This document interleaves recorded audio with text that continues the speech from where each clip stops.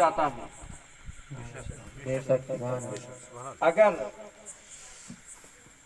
وہ سیاہ کار ہے تو وہ نیکوکار ہو جاتا ہے۔ بے شک وہ زمینی سطحوں کے نچلے طبقوں میں ہے تو وہ آسمان کے اونچے طبقات میں اعلیٰ و بالا مقام پر پہنچ جاتا ہے۔ بے شک اگر وہ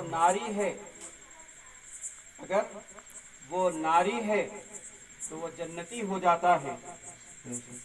وہ اگر اللہ کا نافرمان ہے تو ایسی جگہوں پر آ کر وہ اللہ کا محبوب ہو جاتا ہے۔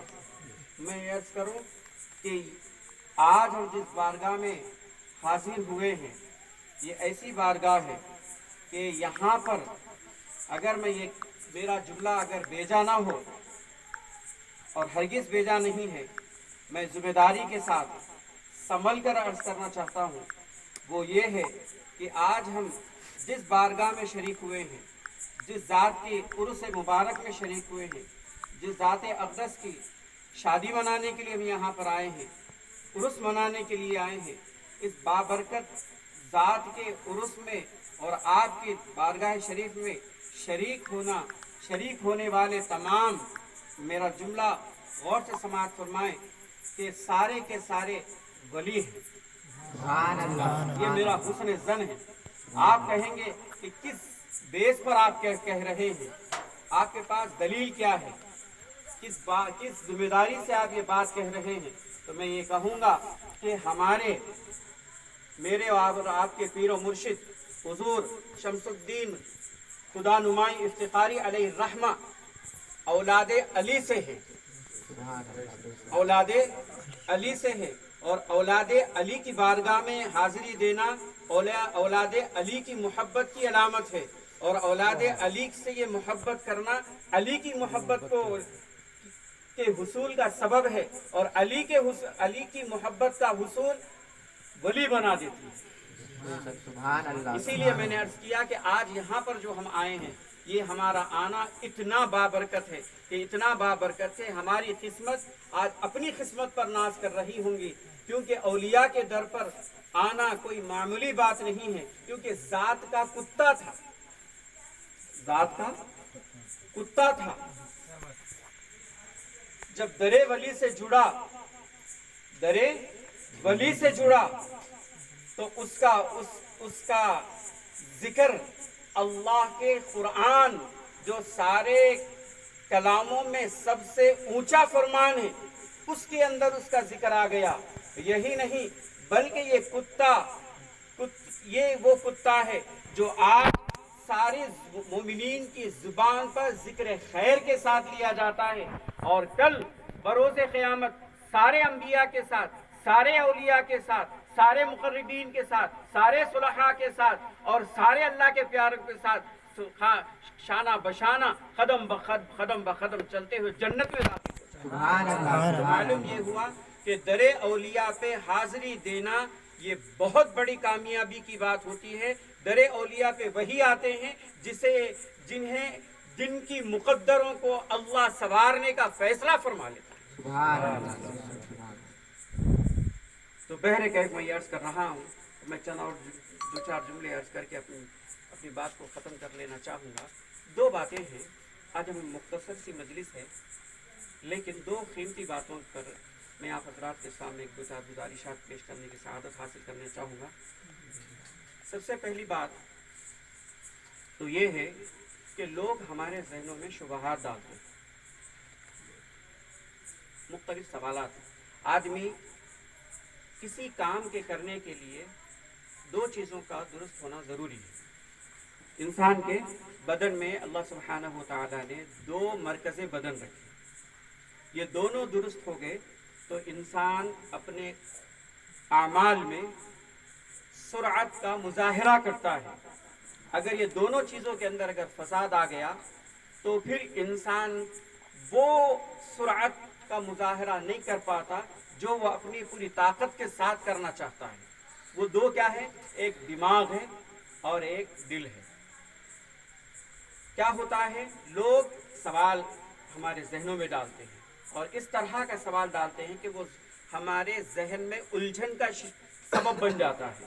جب ذہن الجھنوں کا شکار ہو جاتا ہے تو پھر نفس اس کام پر آدمی کو آمادہ نہیں کرتا. نفس اس کام کو آمادہ نہیں کرتا. تو کیا پہلا سوال کیا ڈالتے ہیں لوگ جو مخالفین ہیں، جو اس بات کے قائل نہیں ہیں، درگاہوں کے اولیاء کے بارگاہوں میں حاضری دینے کے قائل نہیں ہیں، اور دوسری بات اس بات کے بھی قائل نہیں ہیں کہ بہت سارے ہمارے مسلمانوں کے اندر بہت بڑا ایک طبقہ ایسا ہے وہ پیری مریدی کا بالکل منکر ہے، اس کو مذاق سمجھتا ہے اور اس کو ضروریات دین سے ہٹ کر غیر ضروری بات سمجھتا ہے. اور پھر ان کے اندر ان کے ذہنوں میں یہ سوال پیدا ہوتا ہے کہ بھائی ہم کو قرآن سے ثابت کر کے بتاؤ کہ قرآن کے اندر کہاں پر لکھا ہے کہ اللہ نے ہم کو پیروں سے جڑنے کا حکم دیا، بیعت کرنے کا حکم دیا، اور اللہ نے کسی کو خلیفہ بنانے کا حکم دیا، کسی کے ہاتھ پہ مرید ہونے کا حکم دیا. اس طرح کی آیت اگر آپ بتاؤ گے تو ہم عمل کر لیں گے. یہ ان کا دعویٰ ہے.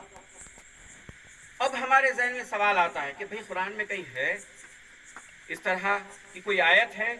تو ہمیں معلوم ہونا چاہیے کہ قرآن مجید میں ہے، کیونکہ اللہ سبحانہ و تعالی نے قرآن مجید میں کوئی ایسی بات نہیں چھوڑی جو دنیا کے اندر ہو اور وہ قرآن میں اس کا تذکرہ نہ ہو، چاہے وہ اچھی بات ہو چاہے وہ خراب بات ہو، چاہے وہ اچھی بات ہو چاہے وہ خراب بات ہو، ہر ذرے کا تذکرہ قرآن مجید میں ہے. اگر میں آگے بڑھ کر یہ بولوں تو بیجا نہ ہوگا.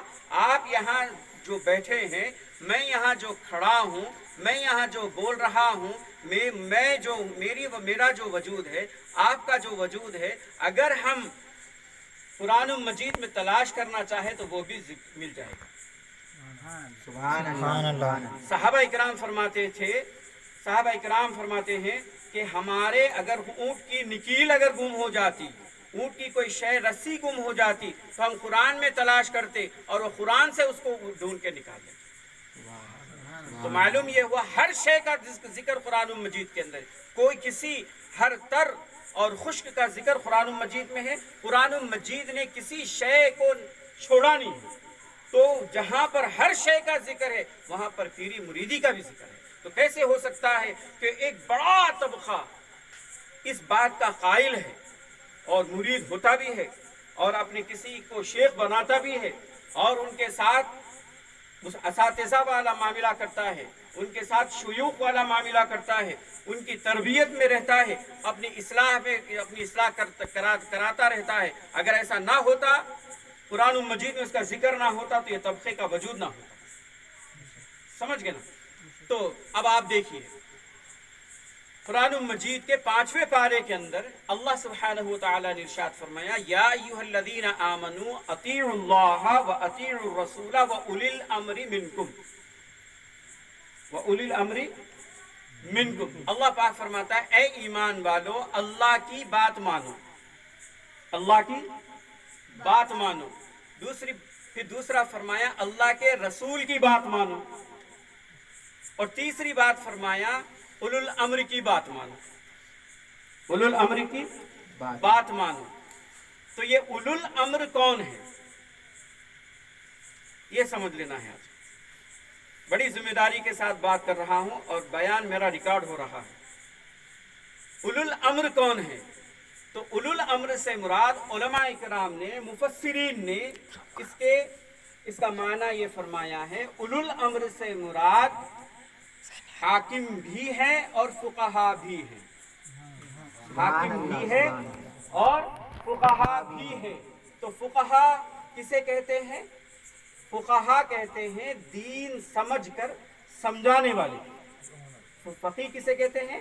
دین سمجھ کر سمجھانے والے کو. اور پیر کون ہوتا ہے؟ فقیہ ہوتا ہے. دین کو سمجھا ہوا ہوتا ہے اور دین کو سمجھانے کے لیے آگے آتا ہے. تو جب فقیہ خلیفہ فقیہ ہے تو پھر اس کا مراد مطلب یہ ہوا اولو الامر منکم، کہ اولو الامر سے مراد جہاں پر فقہا ہے، حکماء ہیں، وہیں پر خلفاء بھی ہیں. اللہ نے جڑنے کا حکم دیا اور جا کے جڑنے والا مرید ہوتا ہے اور جس سے جڑا جاتا ہے وہ پیر ہوتا ہے. سبحان اللہ قرآن مجید سے میں نے یہ دلیل دے دی ہے۔ اب ایک بات، اب ہم پیر کو کیوں جڑنا، یہ سوال، پھر یہ سوال ہے تو اسی آیت مبارکہ کے اندر دیکھیں اس کا جواب ہے۔ پیر سے کیوں جڑے، ہم بیعت کیوں ہوں، اصل بیعت ہونے کا مقصد کیا ہے وہ جاننا۔ بیعت ہم کیوں ہوں، کیوں بھائی ہم کسی کے زیر ہو جائیں، کسی کا پٹا لے کر اپنے گلے میں ہم کیوں ڈال لیں، یہ سوال پیدا ہوتا ہے۔ ہم کسی کے سامنے اس کا زر خرید غلام بن کر کیوں رہ جائیں، میں کیوں سجنا سار کا غلام بن کر رہ جاؤں، کیوں میں سجنا سار کے قدموں میں پڑا رہوں، وجہ کیا ہے یہ جاننا ہمیں۔ پہلے ہم یہ باتوں کو جان لیں گے تو ہمیں پھر مرید بننے کا مقصد ہمیں سمجھ میں آئے گا، تو پھر جب مرید ہمیں بننے کا مقصد سمجھ میں آئے گا تو اس کے جتنے حقوق ہیں وہ حقوق ادا کرنا بھی ہماری زندگی میں آئے گا۔ تو اب دیکھیے اللہ پاک نے کیا فرمایا، یا ایھا الذین آمنو، اے ایمان والو۔ اچھا اور ایک بات، پیاری بات، یہ عام بات ہے، کامن ہے، ہر مقرر اپنے بیان میں یہ بات سمجھاتا ہے۔ یا ایھا الذین آمنو، اللہ پاک نے مختص کر کے تقید کے ساتھ ایمان والوں کو دعوت دیا ہے۔ اب اس سے مستثنا ہے، اس سے یہ کفاروں کے لیے کوئی آرڈر نہیں ہے، یہ آرڈر خالص کس کے لیے ہے، ایمان والوں کے لیے، مومنین کے لیے، مسلمانوں کے لیے۔ اب جو مسلمان ہوگا، ایمان والا ہوگا، وہی بات اس کو مانے گا، اور جو ایمان والا نہیں ہوگا، مسلمان نہیں ہوگا، وہ اس بات کو نہیں مانے گا۔ میری بات سمجھ میں آ رہی نا؟ تو اللہ نے کیا فرمایا، یا ایھا الذین آمنو اطیعوا اللہ، اللہ کی بات مانو۔ تو اب ذہن میں یہ بات آتی ہے، اے اللہ ہم تیری بات کیسے مانیں، تیری بات ہم کیسے مانیں، کیونکہ ہم نے تجھے دیکھا نہیں، ہم نے تجھے دیکھے، بتائیے، ہم نے تجھے دیکھا نہیں، تجھے سنا نہیں، اللہ کو نہ آپ نے دیکھا ہے نہ میں نے دیکھا ہے، تو پھر اللہ کی بات مانے کیسے، اللہ کی بات مانے کیسے؟ ہم اندھے بھی ہیں بہرے بھی ہیں، اندھے بھی ہیں بہرے بھی ہیں۔ اگر میرے سامنے کوئی بہرا آ جائے، وہ بیٹھا رہے، اس سے میں کہوں، منہ سے کہوں پانی لا، تو وہ لائے گا نہیں لائے گا، کیونکہ اسے سنائی نہیں دیتا۔ اگر اندھا بھی ہو اور بہرا بھی ہو، اگر اس کو میں پانی لانے کا مطالبہ کروں، چیخ چیخ کر کروں اور اس کو مار مار کے اس کی حالت بری کر دوں، تو کیا وہ پانی لائے گا؟ نہیں لائے گا، کیونکہ اندھا اور بہرا نہ دیکھ سکتا ہے نہ سن سکتا ہے۔ تو ہم نے اللہ کو نہ دیکھا ہے نہ اللہ کو سنا ہے، تو اللہ کی بات مانیں گے کیسے؟ تو اللہ پاک نے فرمایا کہ میرے رسول کے پاس جاؤ، وَأَطِيعُوا الرَّسُولَ، میرے رسول کی بات مانو۔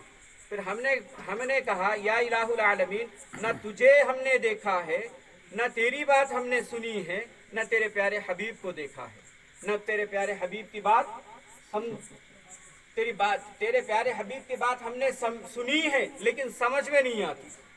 کیوں سمجھ میں نہیں آتی؟ بولیے میرے عزیز ساتھیو، کیوں سمجھ میں نہیں آتی؟ کہ ہم عربی دان نہیں ہیں۔ ہم کیا نہیں ہیں؟ عربی زبان بولنے والے نہیں ہیں، ہم اردو بولنے والے ہیں۔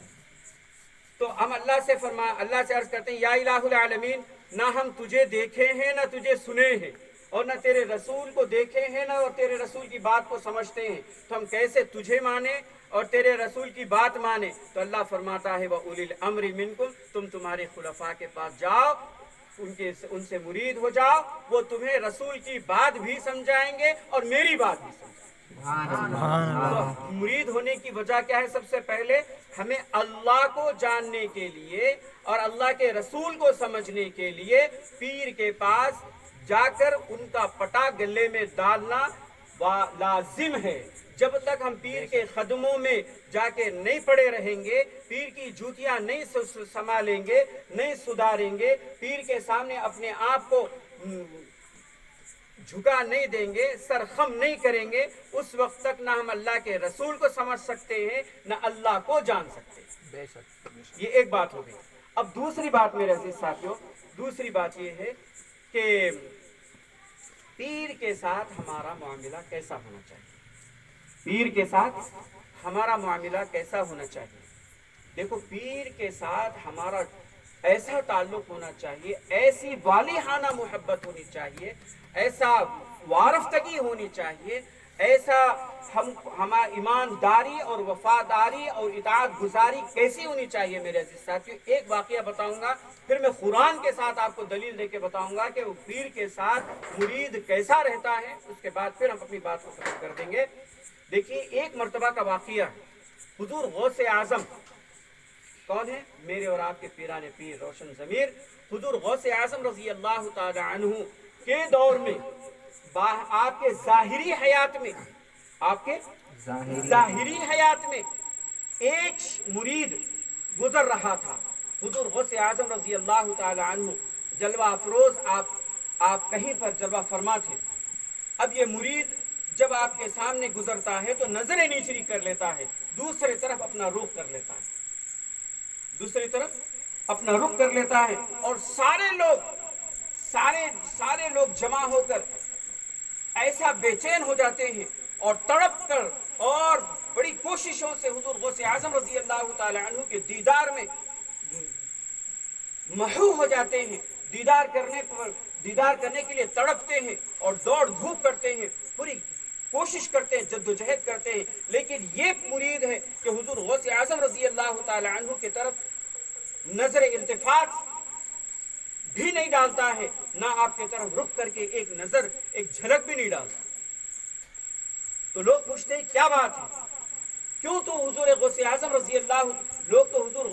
رضی اللہ تعالی عنہ کے ایک جھلک کے لیے، ایک بار زیارت کے لیے اپنا مقدر سمجھتے ہیں، دعائیں کرتے ہیں، اور اتنی محنتوں کے ساتھ، اتنی منتوں کے ساتھ، اتنی منتوں کے ساتھ حضور غوث اعظم رضی اللہ تعالی عنہ کی زیارت کرنے کے لیے دور دراز سے سفر کرتے ہوئے، سفر کی صعوبتوں کو برداشت کرتے ہوئے، اور اپنے آپ کو قربان کرنے کے لیے، اپنے آپ کو قربان کرتے ہوئے، سارا کچھ اپنا لٹاتے ہوئے حضور غوث اعظم رضی اللہ تعالی عنہ کی ایک لمحے کے ایک جھلک کے لیے اتنا تڑپ جاتے ہیں۔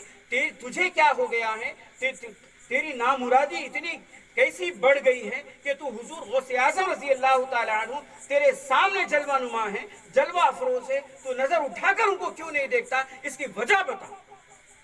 تو مرید کہتا ہے کہ میرے دل کے اندر میرے پیر کی وہ محبت ہے، میرے پیر کے لیے وہ وارفتگی ہے، میرے پیر کے لیے وہ بے لوث محبت ہے، وہ عشق، وہ حد درجے عشق ہے کہ میں اپنے پیر کے علاوہ کسی کا چہرہ نہیں دیکھنا پسند کرتا، چاہے وہ میرے حضور غوث اعظم کیوں نہ ہو جائے۔ یہ الگ شکل ہے کہ حضور غوث اعظم رضی اللہ تعالی عنہ سارے اولیاء کے سردار ہیں، سارے اولیاء کے امام ہیں، ساری باتیں درست ہے، میں بھی اپنے دل سے مانتا ہوں، میرا بھی ایمان ہے، لیکن مجھے میرے پیر سے اتنی محبت ہے کہ میں ڈرتا ہوں کہ میرے پیر سے، میرے دل سے کہیں میں حضور غوث اعظم رضی اللہ تعالی عنہ کے وہ چہرے اقدس کو، جس کو چاند دیکھ کر اب بلائیاں لیتا ہو، میں وہ چہرے اقدس کو دیکھ کر، جس کو چاند دیکھ کر شرما جاتا ہو، جس کا نور چاند، جس کے در پر چاند چہرے کے نور کی خیرات مانگتا ہو، اس ذات اقدس کے چہرے کو اگر میں ایک نظر دیکھ لوں کہ کہیں ایسا نہ ہو جائے کہ میرے پیر کی محبت کہیں ختم نہ ہو جائے، میرا دل حضور غوث اعظم کی طرف مائل نہ ہو جائے، اس خوف سے میرے پیر کی محبت کی حفاظت میں، تحفظ میں، میں اپنے خلیفہ، اپنے پیر سے اب اپنے پیر کے علاوہ کسی کے حضور غوث اعظم رضی اللہ تعالیٰ عنہ کے چہرے اقدس پر نظر ڈالنے سے ڈر رہا ہوں۔ جب یہ حضور غوث اعظم رضی اللہ تعالیٰ عنہ روشن ضمیر ہے، دلوں کے حالات جاننے والے ہیں، وہ ہزاروں کے مجمع میں کھڑا تھا، کھڑے ہو کر یہ گفتگو ہو رہی تھی۔ حضور غوث اعظم رضی اللہ تعالیٰ عنہ نے فرمایا، نام لے کر فرمایا، آواز دی، اے فنا ذرا دیکھ تو صحیح، تیری بات بھی رہ جائے گی اور تیری زیارت بھی ہو جائے گی، ایک نظر ادھر اٹھا تو صحیح۔ جب حضور غوث اعظم رضی اللہ تعالیٰ عنہ کی طرف اس شخص نے، اس مرید نے چہرہ اٹھا کر کے دیکھا تو حضور غوث اعظم رضی اللہ تعالیٰ عنہ اسی کے پیر کے روپ لے لیا، اور اسی کے چہرے میں اسے نظر آ گئے۔ اس کے دل سے پیر کی محبت کو بھی ختم ہونے نہ دیا، اور اپنی زیارت کرا کر اس کے درجات کو بلند کر دیا۔ میرے دوستوں، ہم کو ہمارے پیروں سے، اپنے خلفاء سے ایسی محبت ہونی چاہیے، چاہے ایک ہاتھ میں چاند اور دوسری ہاتھ میں سورج رکھنے والا اگر کوئی آ جائے خلیفہ، اپنے پیر کے در کو نہیں چھوڑنا چاہیے۔ ایک در محکم گیر، ایک در محکم گیر، اپنے خلیفہ کی رسی کو ایسے پکڑ لو، کیونکہ اللہ سبحانہ و تعالی کسی کو جب یہ سعادت دیتا ہے تو اس کی بہت بڑی چین ہے۔ آپ جس خلیفہ کے سے اپنے تعلق کو جوڑ لو گے، وہ تعلق جڑتے جڑتے جڑتے جڑتے جڑتے سیدھا سرکار دو عالم صلی اللہ تعالی علیہ وسلم کے بارگاہ تک پہنچ جاتا ہے، اور جو تعلق سرکار تک جڑ جاتا ہے وہ تعلق اللہ سے جڑ جاتا ہے۔ سبحان اللہ۔ پھر اس کے بعد میرے دوستوں، اب ہم کو آخری بات یہ یاد رکھنی، آخری بات یہ ہے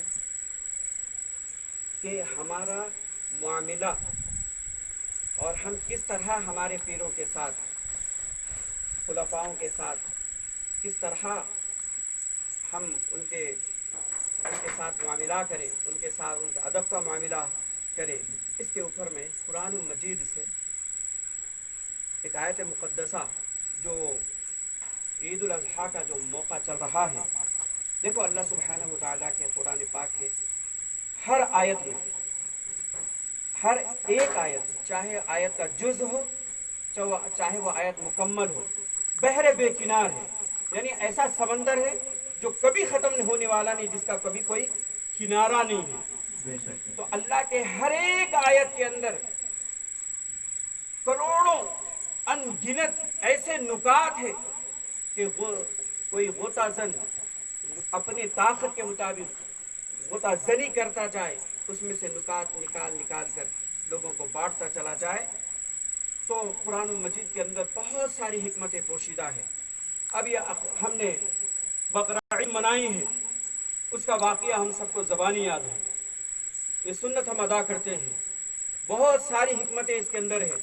ایک حکمت میں آپ کو بتاتا ہوں کہ اللہ کے پیارے نبی حضرت سیدنا ابراہیم علیہ نبینا علیہ السلام نے اپنے فرزند ارجمند، اپنے لخت جگر حضرت سیدنا اسماعیل علیہ نبینا علیہ السلام سے جو مکالمہ جو ہے دونوں میں باپ بیٹے کا، اس آیت مقدسہ کو کے اوپر ہم تھوڑا سا ایک دو گزارشات آپ حضرات کے خدمت میں رکھ کر بات کو ختم کر دیتا ہوں۔ حضرت ابراہیم علیہ السلام نے فرمایا یا بنیہ، بنیہ کہتے ہیں جب بچے کو لاڑ سے پکارا جاتا ہے تو بنیہ کہہ کر بلایا جاتا ہے عربی میں، یعنی میرے لخت جگر، میرے پیارے بولے جیسا۔ یا بنیہ انی ارا فی المنام، انی ارا فی المنام، میں نے خواب میں دیکھا ہے، انی اذبحک، کہ تجھے ذبح کر رہا ہوں، تجھے انی اذبحک، تجھے ذبح کر رہا ہوں، فانظر ماذا ترا، فانظر ماذا ترا، بول تیرا کیا ارادہ ہے، تیرا کیا ارادہ ہے۔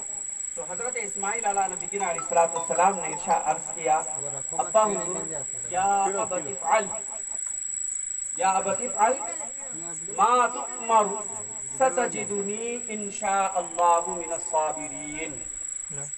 تو حضرت اسماعیل علیہ نبینا علیہ السلام نے عرض کیا اپنے ابا کی بارگاہ میں، ابا حضور آپ کو جو حکم دیا گیا ہے اس کو کر گزریے، اور اللہ نے چاہا تو مجھے آپ صبر کرنے والوں میں پائیں گے، سبحان اللہ، صبر کرنے والوں میں پائیں گے۔ تو آپ کے ذہن میں ایک بات آ رہی ہوگی، آپ کے ذہن میں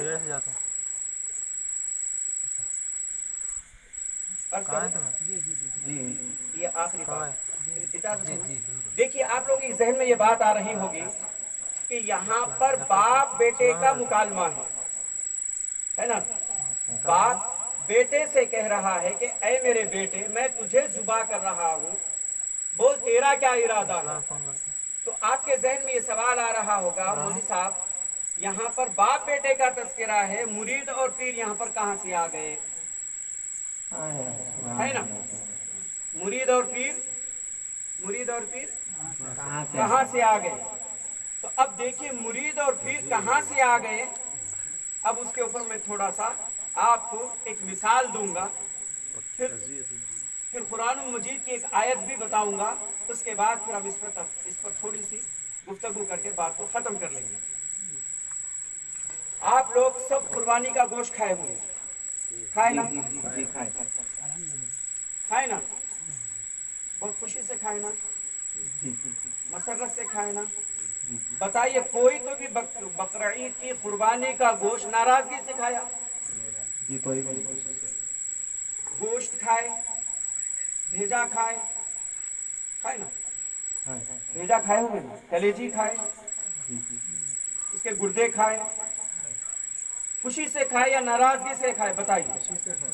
اب میں آپ سے سوال کروں گا، سپوز آپ کے گھر میں خوشی کے ساتھ بقرعید کے دن یا اس کے دوسرے دن بہترین بریانی پکی ہو، کلیجی کا سالن بنا ہو، توجہ طلب بات، کلیجی کا سالن بنا ہو، آپ خوشی کے ساتھ، کیونکہ یہ مرغوب غذا ہے، کلیجی ہم کو بہت زیادہ پسند ہے، اور کلیجی کھانے کے لیے پراٹھوں کے ساتھ، پراٹھے بھی اس کے ساتھ ہے، کلیجی بھی ہے، بریانی بھی بنی ہوئی ہے، اور ہم بڑی مسرت کے ساتھ، خوشی کے ساتھ دسترخوان پر بیٹھ گئے کلیجی کھانے کے لیے، نوالا لیا تو اس میں بال آ گیا، اس میں بال آ گیا، تو بتائیے یہ خوشی کا سبب ہے یا غضب کا سبب ہے؟ اس وقت آپ خوش ہوں گے یا ناراض ہوں گے نہیں ہوں گے؟ بولیے نا میرا عزیز، کیوں کہ کلیجی ہمیں پسند، گوشت ہمیں پسند، اس کا بھیجا پسند، اس کی ساری چیزیں پسند، لیکن اس کا بال ہمیں پسند نہیں، بال ہمیں پسند نہیں۔ بال اگر کلیجی میں آ جائے، کوئی شارٹ ٹیمپر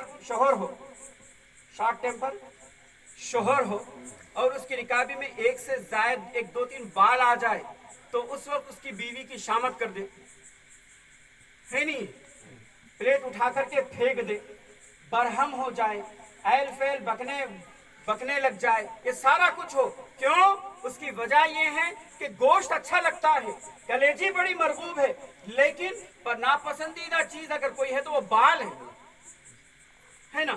لیکن اللہ کے رسول صلی اللہ تعالی علیہ وسلم کی بارگاہ میں صحابہ رضی اللہ تعالی عنہ تشریف لائے، صحابہ رضوان اللہ تعالی عنہ مجمعین سرکار کی بارگاہ میں آئے اور عرض کرنے لگے، یا رسول اللہ صلی اللہ علیہ وسلم، قربانی کے گوشت میں ہمارے لیے کیا ہے؟ ما لنا فیہا، ہمارے لیے کیا ہے قربانی کے گوشت میں؟ سنیے توجہ، کیونکہ مسئلہ سمجھا رہا ہوں، ہمارے لیے اس میں کیا ہے؟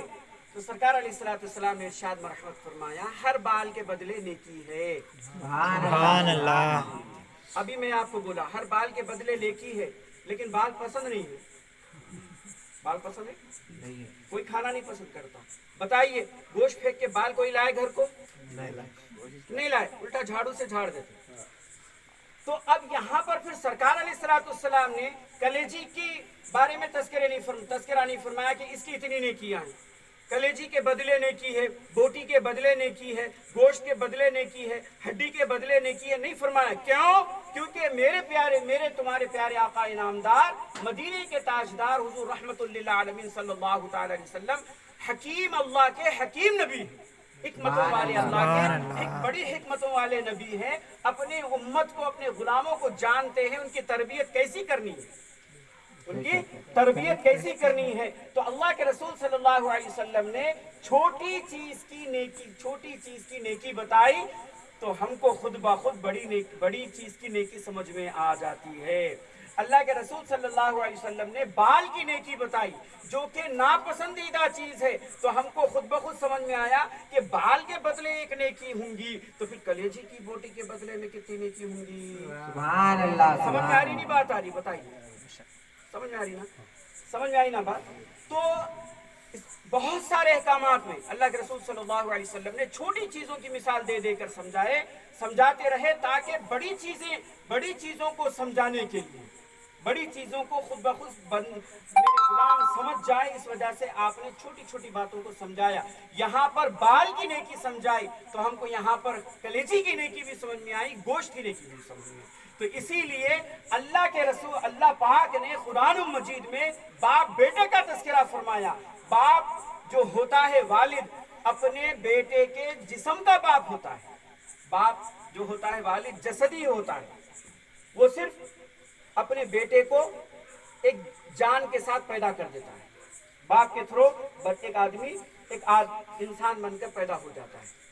اکبر بادشاہ کے دور میں اسی ہوا کہ اس نے سوچا کہ انسانوں کو انسانوں میں نہیں رکھیں گے، بلکہ انسانوں کو کے بچوں کو جمع کر کے کسی ایک دور جنگل میں ایک حال میں رکھ دیں گے، اور ان کو کسی بھی آدمی کی آواز، آدمی کی صورت تک نہیں دکھائیں گے، ان کے شعور آنے تک دیکھتے ہیں ان کا کیا حال ہوتا ہے، یہ کیسا بیہیویئر کرتے، وہ دیکھنے کے لیے، ایکسپیرینس کے لیے اکبر بادشاہ نے کیا کیا، ایک بڑا حال بنایا جنگل میں، بہت دور بنا کر کے وہاں پر چھوٹے بچوں کو لے جا کے چھوڑ دیا گیا، اور ان کو ایک عجیب طریقے سے کھانا دیا گیا جس میں لوگ نظر نہیں آتے، اور کھانا بھی ان کے سامنے آٹومیٹک پہنچ جاتا تھا، جو ان کو کون دے رہا کدھر سے دے رہا نہیں معلوم ہوتا تھا۔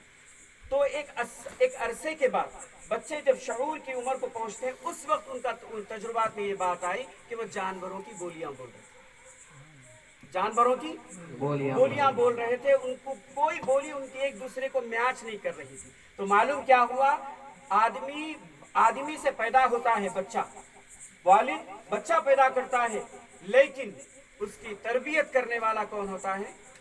استاد ہوتا ہے۔ اس کی دنیا بنانے والا کون ہوتا ہے؟ استاد ہوتا ہے۔ اس کے دین بنانے والا کون ہوتا ہے؟ استاد ہوتا ہے۔ اور اس کی آخرت بنانے والا کون ہوتا ہے؟ استاد ہوتا ہے۔ اس کو انسان بنانے والا کون ہوتا ہے؟ استاد ہوتا ہے۔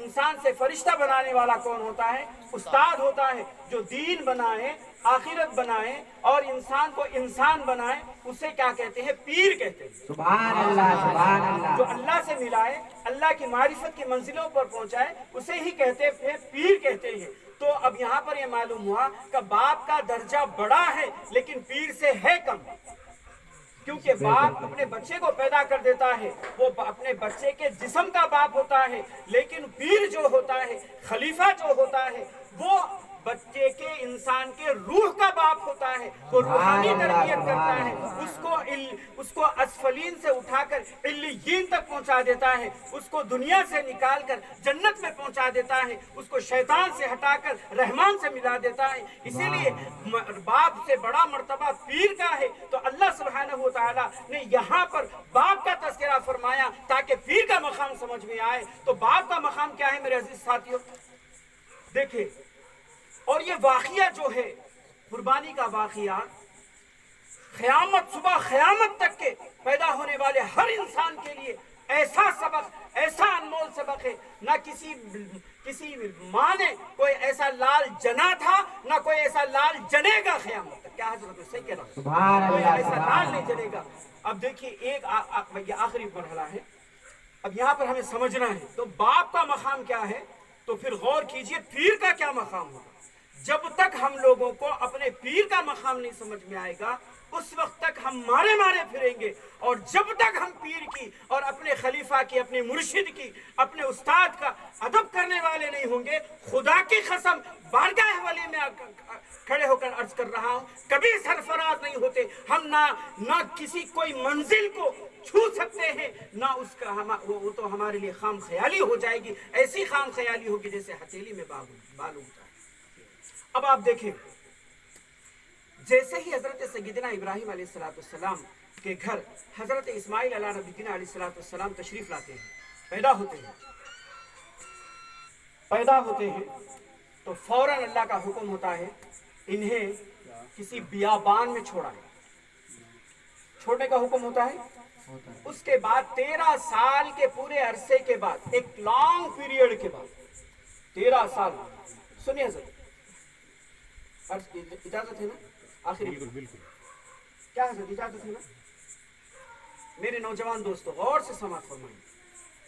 13 سال کے پورے ایک طویل عرصے کے بعد، ناٹ اے جوک، 13 سال کوئی چھوٹی چیز نہیں ہے. 13 سال ہے کیا بتائیے؟ نہیں. پورا 13 سال کا ایک لانگ پیریڈ ہونے کے بعد اللہ کا حکم ہوتا ہے جاؤ ذبح کر دو. جاؤ ذبح کر ڈالو. اب حضرت ابراہیم علیہ السلام تشریف لاتے ہیں اور اپنے بیٹے سے پوچھتے ہیں کہ مجھے تو اللہ کا حکم ہے تمہیں ذبح کرنے کا، بتاؤ تم کیا کہتے ہو؟ تم کیا کہتے ہو؟ تم کیا کہتے ہو؟ تمہارا ارادہ کیا ہے؟ تمہاری رائے کیا ہے؟ تمہاری اطاعت گزاری کیا کہتی ہے؟ تمہاری ولدی کیا کہتی ہے؟ تمہاری غلامی کیا کہتی ہے؟ بتاؤ. اور تمہاری فرمانبرداری کیا کہتی ہے؟ میں اور آپ ہوتے، تھوڑا ایگزامپل، میں اور آپ ہوتے، اور آج ہمارا ذہن یہی ہے، ہمارے ذہن کو بدلنا ہے. دیکھو باپ کا مقام اللہ بتا رہا ہے، اور باپ کا کتنا بڑا مقام ہے، غور کریں. میں اور آپ ہوتے تو پہلی فرصت میں کیا بولتے؟ کیا منہ لے کے آئے تم یہاں پر؟ کس حق سے آئے جی؟ ایک نوالا منہ میں دیے، انگلی پکڑ کے چلائے، میرے اپنے بغل میں لے کے سوئے، کیا کرے؟ بولتے نہیں بولتے. اللہ معاف کرے. دیکھو یہ بات کبھی بھی زبان پہ نہیں لانی کہ ہمارے زبانوں پہ یہ باتیں آتی ہیں. کیا کرے جی تم ہمارے واسطے؟ کیا کرے تم؟ کیا اکھاڑ کے دیے؟ تم رہ کے بھی نہیں رہے جیسا ہے، تم نہیں رہتے تو اچھا ہوتا. یہ والدین کے ساتھ ہمارا برتاؤ، یہ سلوک. اور ایک بات اچھا یاد رکھ لیجئے، اللہ کا فرمان ہے. اللہ نے فرما دیا وَقَضَىٰ رَبُّكَ أَلَّا تَعْبُدُوا إِلَّا إِيَّاهُ. میرے محبوب تمہارے رب کا فیصلہ ہے، تمہارے رب کا فیصلہ ہے، عبادت اللہ کی ہوگی اور ادب والدین کا ہوگا. سبحان اللہ. اب یہاں پر والدین کا مقام و مرتبہ سمجھ میں آ رہا. اللہ اپنے عبادت کے ساتھ، اپنے حکم کے ساتھ، والدین کے ساتھ ادب کرنے کا حکم جو دے رہا ہے، اس سے معلوم ہوا کہ دنیا کے اندر اللہ کے بعد اگر کسی کا مرتبہ ہے تو وہ والدین کا ہے. سبحان اللہ. کسی کا مرتبہ ہے تو کتنا بڑا مرتبہ ہے والدین. تو اف بھی کہنے کا حکم نہیں ہے، اور ہم اس طرح کی باتیں والدین کے سامنے کرتے ہیں تو ہم کبھی سرفراز کامیاب نہیں ہو سکتے. تو بہرکیف اب ہم ہوتے تو اس طرح کے گستاخانہ کلمات ہمارے ہوتے، والد کے ساتھ بے حرمتی اور بے ادبی کا معاملہ ہمارا ہوتا. لیکن حضرت اسماعیل علیہ نبی کی علیہ السلام نے قیامت تک کے آنے والے انسانوں کو اپنے عمل سے اور اپنے ادب سے، اپنی فرمانبرداری اور اطاعت گزاری سے یہ درس دیا کہ دیکھو والد کے ساتھ کیسا برتاؤ کیا جائے، کیسا سلوک کیا جائے. مجھے دیکھو، میرے واقعے کو پڑھتے رہو، میرا واقعہ سنتے رہو تاکہ تمہیں والدین کا ادب کرنے آ جائے. تو آپ نے کیا کہا؟ آپ نے کچھ نہیں فرمایا. جیسے ہی حضرت ابراہیم علیہ نبی علیہ السلام نے فرمایا انی اذبحک ما فانظر ماذا تری، دیکھ میں تجھے ذبح کر رہا ہوں، تیرا ارادہ بتا، تیرا ارادہ کیا ہے؟ تو فوراً حضرت اسماعیل علیہ السلام نے فرمایا یا ابت افعل، یا ابتی، ابا جان افعل، آپ وہ کر گزریے. اور دیکھو گستاخانہ وہ کلمے کو اپنے زبان پر لا کر گستاخی کا ارتکاب بھی نہیں فرمایا کہ ابا مجھے کاٹ لو، بلکہ نہیں بولی، بلکہ اس فعل کو اللہ کی طرف منسوب کر دیا. فرمایا کہ ابا جان آپ وہ کریے جس کا اللہ نے آپ کو حکم دیا ہے. اللہ نے آپ کو حکم دیا ہے، اپنے آپ کو بے ادبی سے بچا لیے اور والد کے طرف اس فعل کو منسوب نہیں کیے. والد کے یہ تھا ادب کا تقاضا. فرمایا انی اذبحک، اور تکبر نہ آنے نہیں دیا والد کے سامنے. والد کے سامنے انتہائی عاجزی کا مظاہرہ کیسا فرمایا؟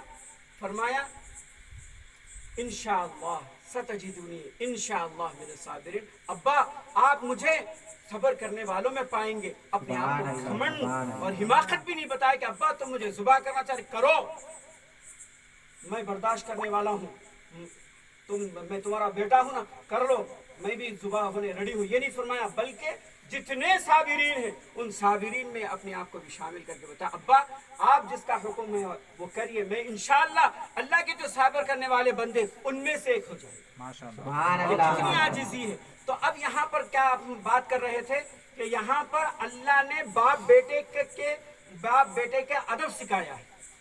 बाप बेटा बाप का कैसा अदब करना वो तरबियत दी है। तो बाप बेटा जिस्मानी, बाप जिस्मानी और बेटा जिस्मानी, बाप बेटे का जिस्मानी रिश्ता है। तो अभी मैंने अर्ज किया कि अल्लाह के रसूल ने बाल की नेकी बताई थी तो हमको कलेजी की नेकी समझ में आई थी। अल्लाह ने यहाँ पर बाप बेटे का वाकया बताया तो यहाँ पर पीर और मुरीद का वाकया समझ में आया कि पीर बाप से बड़ा होता है, वो रूहानी तरबियत करने वाला होता है और रूहानी तरबियत करने वाला बाप से बड़ा मकाम रखता है। इस वजह से अल्लाह ने बाप का मकाम बताया तो यहाँ पर पीर का मकाम समझ में आया। तो मालूम यह हुआ कि बाप का मकाम क्या है। बाप के सामने उफ कहना भी हराम है, उफ कहना भी हराम है और बाप के हुक्म को लब्बैक कहना फर्ज है।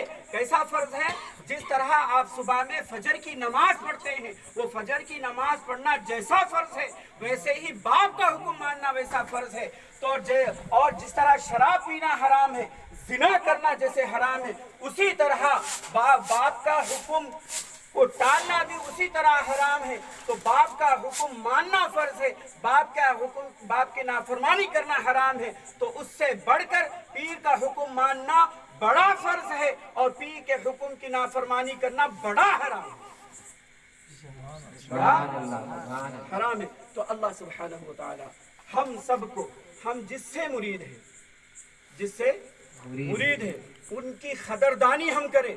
देखो एक बात अच्छा याद रखिए, एक बात मैं भी समझूं, इस बात को आप भी समझे, क्योंकि आप भी किसी के मुरीद है, हसद भी किसी के मुरीद है, मैं भी किसी का मुरीद हूँ, आप भी किसी के मुरीद है, हम सब मुरीद है और हम सब हकीकी मुरीद अल्लाह के है, मिजाजी मुरीद अपने खुलफा के है। तो हमको ये जो अल्लाह हमको मुरीद होने का जो शर्फ दिया है, कोई ऐसा तबका है मुसलमानों का किसी को नहीं मिला ये शर्फ, किसी को नहीं मिला। इतने लोगों में चुनकर आपको यहाँ पर लाके जमा कर दिया, क्यों? अल्लाह आपका भला चाहता है। अल्लाह के रसूल का फरमान है, जिसका अमीर नहीं, अमीर से मुराद पीर, जिसका पीर नहीं उसका पीर शैतान बन जाता है।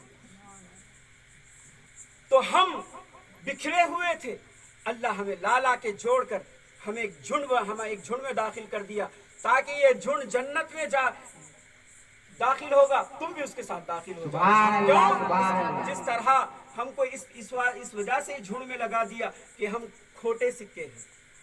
हम क्या है? खोटे साथियों, ये बात, हम खोटे सिक्के हैं, हम चलने वाले नहीं हैं। लेकिन अल्लाह भी बड़ा हकीम है, हमारी भलाई चाहता है। तो उसने कैसी हिकमत अमली को इख्तियार किया? उसने क्या किया? टमाटा होलसेल मार्केट से टमाटे की बंडी आ गई, टोकरा ले रहे तो अब उसके अंदर सड़े हुए टमाटे भी है, बासी टमाटे भी है, छोटे टमाटे भी है, कीड़े वाले टमाटे भी है। जब रेट लगाए तो सारे टमाटों का रेट लगा लिए, अब बुट्टी उठाकर घर को चल दिए। तो अल्लाह भी ये चाहता है कि मेरे खोटे बंदे भी है, मेरे नाफरमान भी है, फासिक भी है, फाजिर भी है, काहिल भी है, सारे कुछ है। मेरे किसी प्यारे बंदे से, मेरे किसी खलीफा से जुड़ जाए तो मैं उस खलीफा के बहाने उन सबको अंदर डाल। और आखिर बात ये समझ, लास्ट बात, आखिर बात ये है मेरे अजीज साथियों, आखिर बात, अल्लाह हमको किसी भी जिस खलीफा से जुड़ने का हमें मुकद्दर हमारा जगाया है उसकी कदर करें। और आपको बज़ाहिर खलीफा के अंदर कुछ ना नजर आए, लेकिन अपने जाहिर आंखों पे न जाए, अल्लाह के फैसले पर इत्मीनान रखे, क्योंकि अल्लाह सुब्हानहू व तआला खाली किसी को किसी से नहीं जोड़ता, खाली किसी को किसी से नहीं जोड़ता। उसके पर एक वाकया बता के मैं अपनी बात को खत्म करूं।